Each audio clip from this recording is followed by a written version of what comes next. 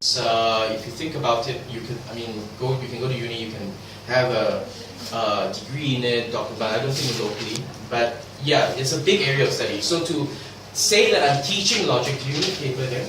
No, don't worry, I have one. Okay. So to say that I'm going to teach logic is really like, I'm not going to claim I'm going to teach you logic. I'm going to teach you the basics though. And we're going to start with deductive reasoning. Just an introduction, okay? Deductive reasoning. Now, what is deductive reasoning? Deductive reasoning is something that happens mostly for you guys. Actually, during your examinations, you guys apply a lot of deductive reasoning. What do I mean by that? Now, deductive reasoning, the formal definition of it is really very, it's like a paragraph long or something like that. So let's just look at a simpler sort of definition. Or let's look at an example.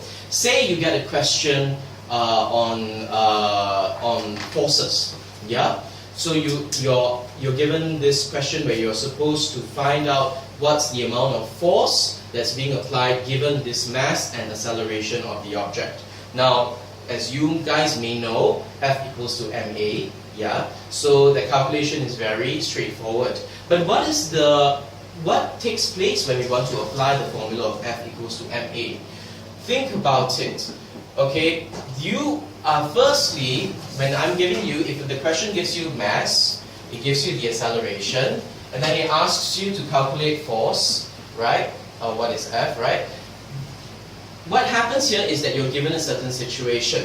This is a statement, kind of fact, right? This is the mass. This mass is undergoing this acceleration. That's a statement, right? We can say these statements 1 and 2, okay? And then F equals to ma is another kind of statement, right? It is, and more significantly, well, these are points within a closed kind of scenario. This is an underlying theory, an underlying principle, right, that you assume is true, okay? Because if any one of these isn't true, then if you apply this, right, and you try to get this answer, it will be wrong. Okay, so in other words, the deductive reasoning is simply, if I put it in a very simple way, if statements 1, 2, and 3 are all true, then the resultant answer that you get from applying all these, this 4, right, has to be true. This is what we mean by deductive reasoning. Okay. Alright? So let me give you this is something that you can apply. You regularly apply in school. And there's an easier example. Maybe I should have led on with this. Are you confused? Not confused, really. You can do this, deductive reasoning. Okay, so if I were to say, boys prefer blue. Raj prefers blue. If statements 1 and 2, that means that boys prefer blue and Raj prefers blue, are correct, then it must logically follow that Raj is a boy. Assuming that those are the only statements that are relevant or that need to be concerned, or we need to be concerned with. Yeah? Okay, so now this deductive reasoning is important because you need to know fundamentally what are the principles that you can rely upon. What are the assumptions that are safe to make? Because if you make assumptions that are untrue, unsafe, logically false, right, then your conclusion will automatically be false. So how does this apply in our actual argumentation? Okay, assume that you want to make a point. Okay, so let's give this a try. So here's a question.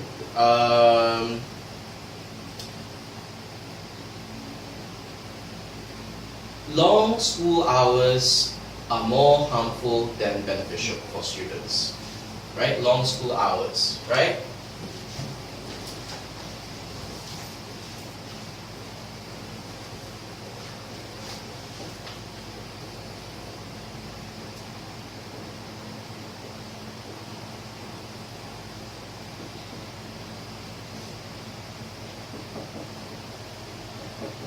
Can you apply deductive reasoning to this question?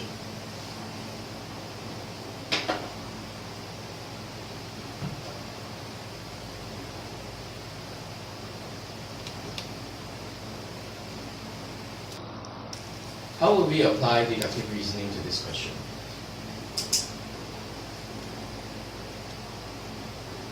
To use deductive reasoning, can only need one sentence, or do we need two or more sentences? You usually need two or more. You can't just use one. Statements like. No. Can we apply deductive reasoning? You sure? We can actually, if you think about it. How do we apply deductive reasoning? Naturally, we cannot just use the statements, this question alone.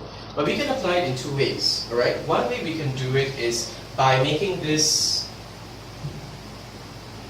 the conclusion, right? So if we want to conclude that, we have to find out what the statements are that will ultimately lead to this conclusion. And these statements, of course, must be true. You get what I mean? So, an example. If I want to say that long school hours are more harmful than beneficial for students, I must state the kinds of ways that I can reach the conclusion that it's more harmful than beneficial. Right? So, for instance, I would say that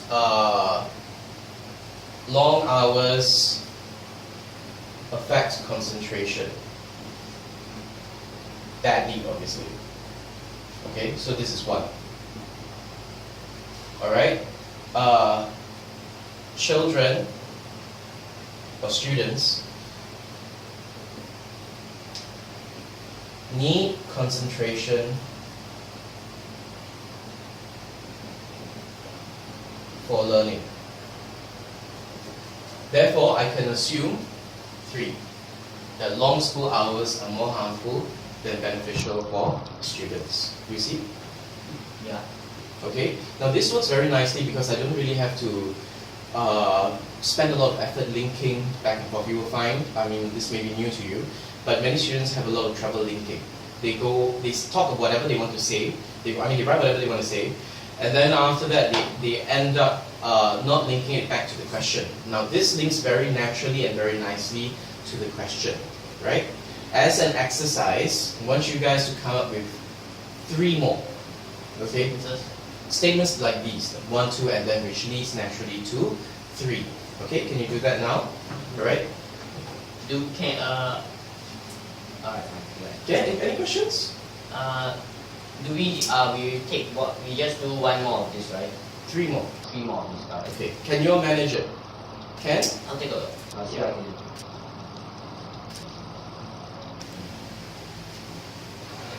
Okay, please don't copy my statement. Well, okay, you can not copy both of them, or you can at most just use one of them if you have to. But try to be original, alright? The optimal concentration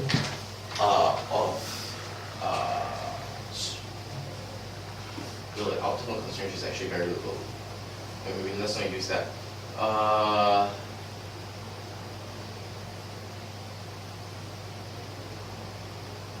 Let's say that students need to be exposed to multiple modes of learning, multiple mediums of learning. That's statement 1. Okay. What do you think statement 2 is in order to lead to this conclusion? Long school hours are more harmful than beneficial for students. Yeah, this has to be the conclusion. So what are we missing? If I say that students need to be exposed to a wide variety of learning mediums or educational mediums. So how can we reach this conclusion?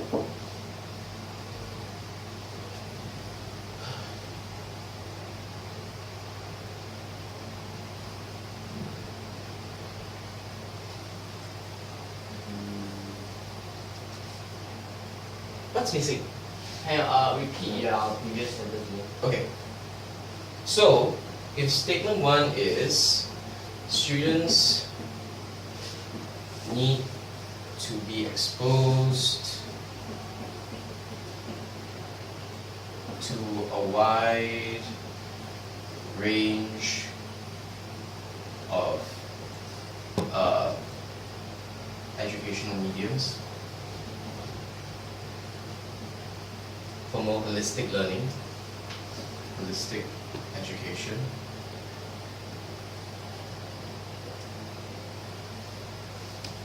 Holistic meaning all around, right? meaning that it covers a wide range, a more complete range. Alright.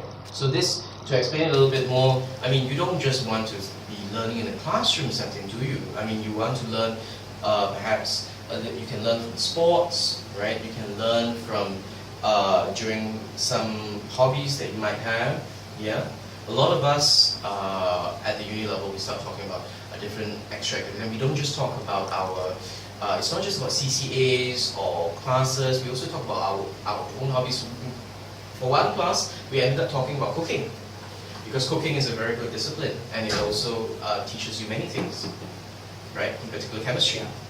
Good cooks are good chemists, right? They need to know what are the chemical changes of food. But that's part of this, yeah? So basically, holistic education. But this statement 1, but how do we lead this to statement 3 over here? Long school hours are more harmful than beneficial for students. How do we lead to that? So there must be a statement 2 that helps us to combine with statement 1 in order to reach statement 3. Okay. So what's missing? Yeah, I just said they need to be exposed to a wide range of educational mediums. What's missing here? Educational mediums means Like sports, oh, right?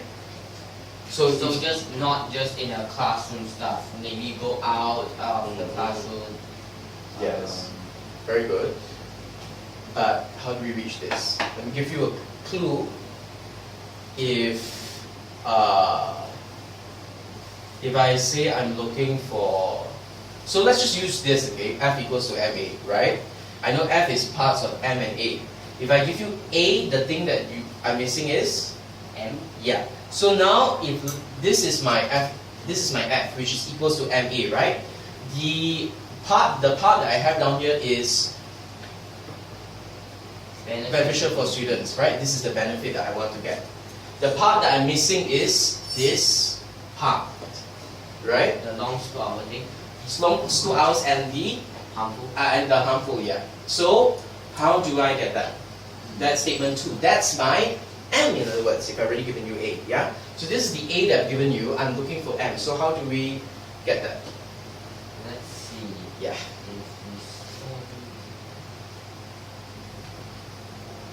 If we spend, I think you're there already. We spend what? Too much time in the classroom. Yes, right? If the hours in school are too long, then we have less time for other others.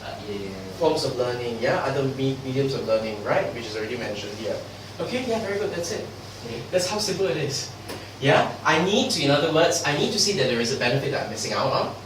And then after that, I need to show that the long hours in school are causing harm. So Probably depriving you from the benefit. So basically, if I ever come across a question like this, all I have to do is just maybe use the F equals to everything. As a rubric, if you want. Yeah, you know what rubric is, right? Yeah. The kind of like easy formula or way to think about things. So it's actually very simple. It's childishly simple once you know what you're doing. And of course, that's why at university level, if you're interested in pursuing this, you learn this at a much higher level. There are all kinds of tricks and methods of doing this. If your intention is for your own benefit, sometimes people end up using this the evil way. But as my teachers always tell me, try to use it for good, not for evil. Yeah, this is powerful stuff. Politicians use this. People use this to make you buy things. This is very, very powerful stuff. If you know how to use it. If you know how to use deductive reasoning and pathos, ethos, all that. Kairos, there's also Kairos, which I haven't taught you. We'll have time. Hopefully. Okay, are we done here?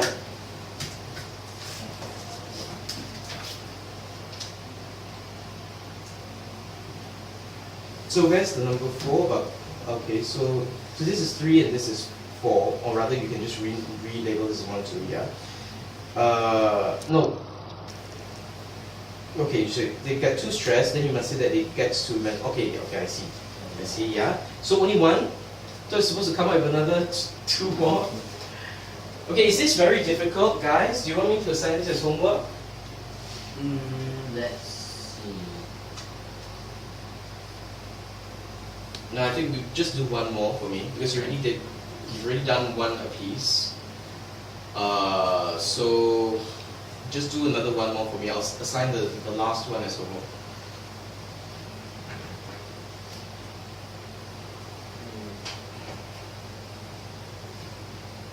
Well, it's easier if you think about what are the benefits that you want students to have. Alright? Think from that perspective. What do you want a student to have? Or what do you think you want as a benefit for yourself?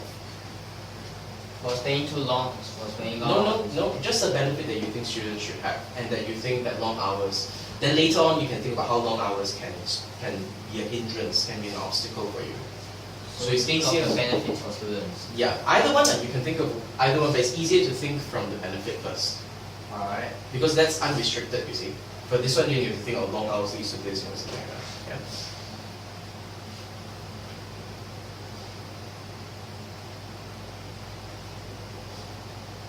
Vijay, can you think of some benefits that apply to students? Are you sure? I'm not sure if it's right. I'll go.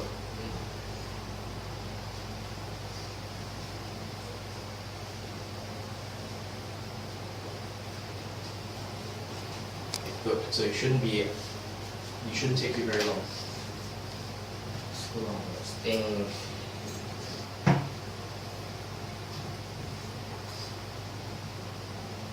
Ready?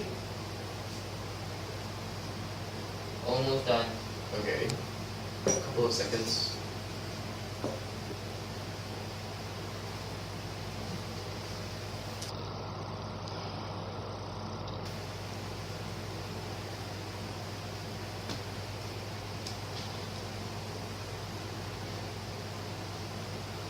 Ken, Vijay, are you done? You want to present first? Which one benefit? Both lah. Students or children will get bored when studying English. Mm-hmm. Boredom will lead to slow down of learning. Okay, so we don't say slow down of learning. Use this word. Impede. Okay. Impede. We can also say retard the speed of learning, but impede is easier and also will get less giggles from students, because when I mention retard, people think of it as an insult. Retard, actually, the actual meaning of retard is to slow down. Okay, so impede here is to become an obstacle to something, to disrupt something. Okay, so to make it more difficult for something to happen, so it impedes learning. So if it impedes learning, if subject verb agreement scale applies, so just use impede all the time. You have to know if you need to add an S or not, right? They impede, it impedes, right? So yeah, it can impede learning, and therefore it leads to, so if long school hours are more harmful than beneficial for students, yeah? So, but you didn't really phrase it as benefit, you focus more on the harm, which is still fine, right? So what you might want to add is that instead of just saying boredom slows down learning, you can say that interest, right, in a subject, right, can sometimes speed up learning, right, or enhance learning, right? So the opposite, not exactly 100%. So this one is harmful. Yeah, your impede is more harmful, yeah, than beneficial. But But beneficial is another one. oh, your beneficial is another one. Okay, what? Students or children get to interact with their friends or classmates. And it is easier to learn when students or children have good relationship with their friends. But the long hours, how does that play a part? When they interact, they have long hours. Oh, I see. No. Okay, I see. So you're arguing against this conclusion. No, we were just going for this is the thing. We weren't doing for two sides of the issue. But, okay, setting that aside, we weren't arguing for both sides. We wanted to say that long school hours are more harmful. We didn't want to say that it could also be, the reverse could also be true. We didn't want to do that. But, going back to your first example, the one about the harmful, you could say as well that when you have interest in a subject, it enhances learning. Yeah? It makes learning easier or more more efficient. So you don't have just say that it impedes and so that it's harmful, because in the question statement here it's more harmful than beneficial. So you want to say that if you add more interest, it also helps learning. So when you do that, you do see that the long school hours are not giving you the benefit that you mentioned, which is enhanced learning when it's more fun, but instead you have the boredom, right, which gives you the harm. Yeah, so it's a more complete and easier sort of development to this statement. You get what I mean? Can? Okay. Well, you done? Yeah. Students need time to rest or relax in a way that they can enjoy, and long school hours will make students stressed and bored. Okay, so what is the benefit for when students relax? I think that's the, remember you've got to see, need to relax is a need, not a benefit. So what's the benefit of relaxing? Well, it keeps them, it makes them, it won't make them stressed, that's one. Okay, so you relieve stress. So relaxation, sufficient time for relaxation helps to rest the mind and also helps to relieve stress, which is a benefit that students should have. Long school hours take up much needed time for this relaxation, therefore long school hours are more harmful than beneficial for students. Yeah. Okay, Ken? You see how it goes? It's very, very simple. We Really. have to work on our English and the sentence structure, and then we are Yes, sentence structure, English, definitely language is very important, but more important than that is the way your mind works. Now, what did you guys leave out? Both of you left out the benefit. Okay? Clearly, you left out the benefit. Now, why did you leave out the benefit? Maybe because you're not really looking very carefully at what the conclusion is. Now, this is a common problem. This happens in comprehension as well. Students tell me, I understand the question, I do this, I know, I follow, still I didn't get, and when I look at their answer, I go like, but the question asks for this, when did you write it? Yeah, and then quiet for a moment. Now, what's the problem? The problem here, I suppose, is that you're not really paying enough attention to the question as you should, because you get so distracted by other things along the way. Be the passage, be the time that you have, be the stress that you're having from trying to prepare for other classes or maybe just for English. So you need to discipline yourself such that your concentration doesn't waver, or at least you remember to check again. Did I mention all these things? Because if you go back, right, if you go back and look at the question, you realize harmful is here, beneficial is here, long school hours is there. So, I mean, there's no doubt as to what you're supposed to say. But if you, along the way of thinking, of planning, of coming up with ideas, you forget this, you will not answer the question as well as you could have, and then you end up not doing well. Because what's comprehension? Accuracy. A bit of inaccuracy, 0. That's how strict they are. In 1-mark questions, there are no half marks, right, awarded.